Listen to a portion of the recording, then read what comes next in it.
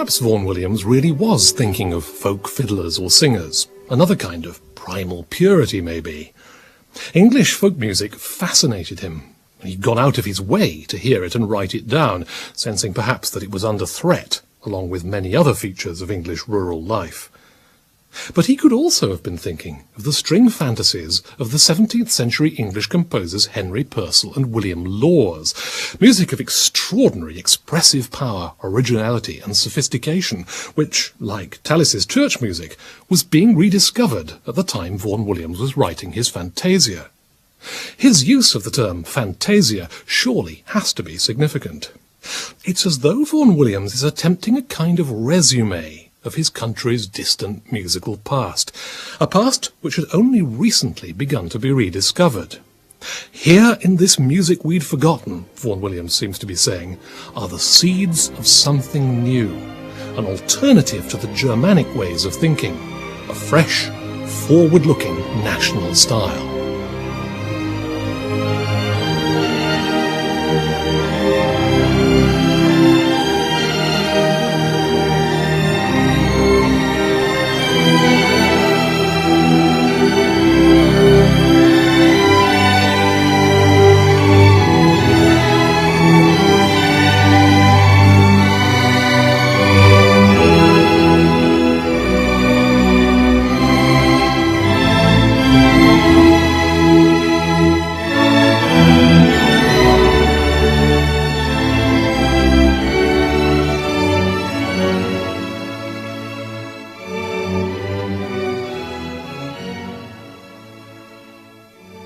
But I also think it's more than just a matter of musical style.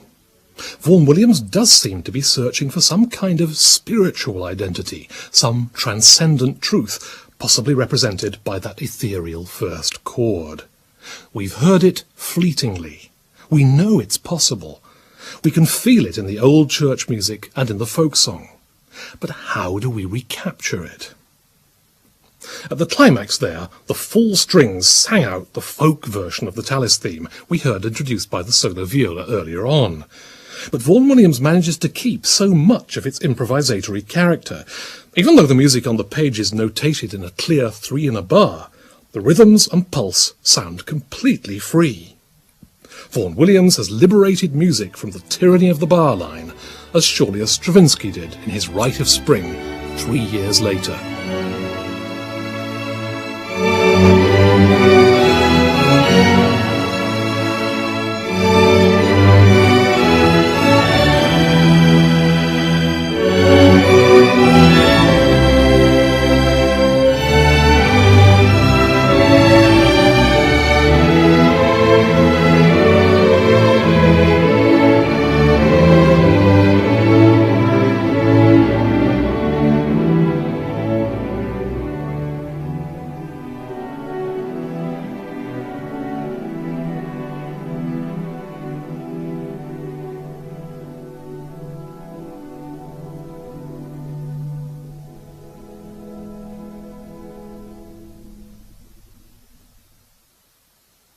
Here lies the result of all Vaughan Williams' searching.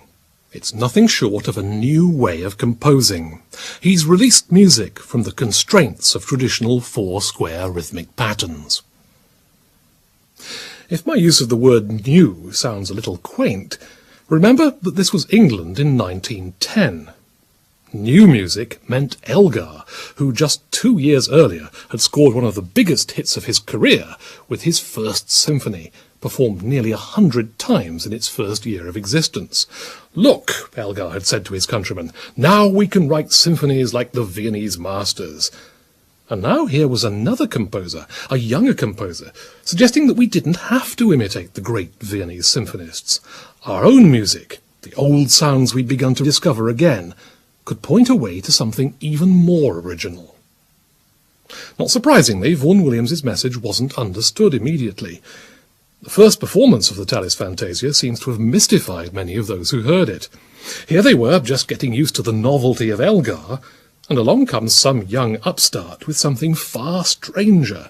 Ambiguous modal harmonies, free rhythms, string orchestras arranged like choirs. But composer Herbert Howells, who was in his teens when the Tallis Fantasia was premiered, remembered how the organist of Gloucester Cathedral described the new work to him. It was modern and unsettling, composed by some queer mad fellow from Chelsea.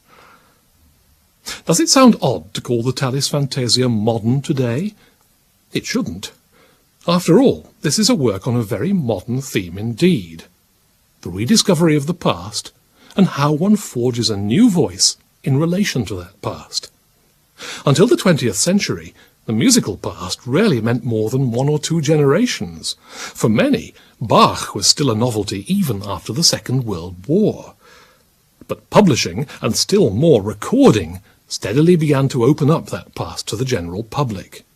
For today's composers, the question of how you relate to a repertoire covering almost a millennium is inescapable. Vaughan Williams's Tallis Fantasia is one of the first great works to be written out of precisely that predicament. But what about that original vision, what I call the primal purity of that haunting first chord?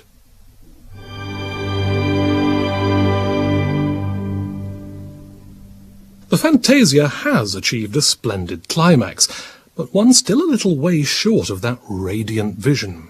And now the splendour begins to fade, the shadows lengthen.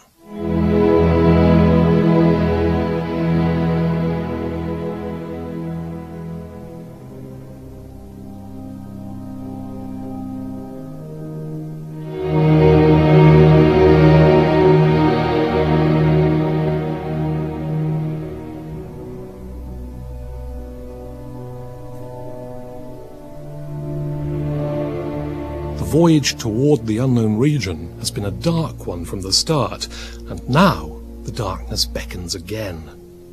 As at the beginning, a fragment of Tallis's theme rises probingly from the depths.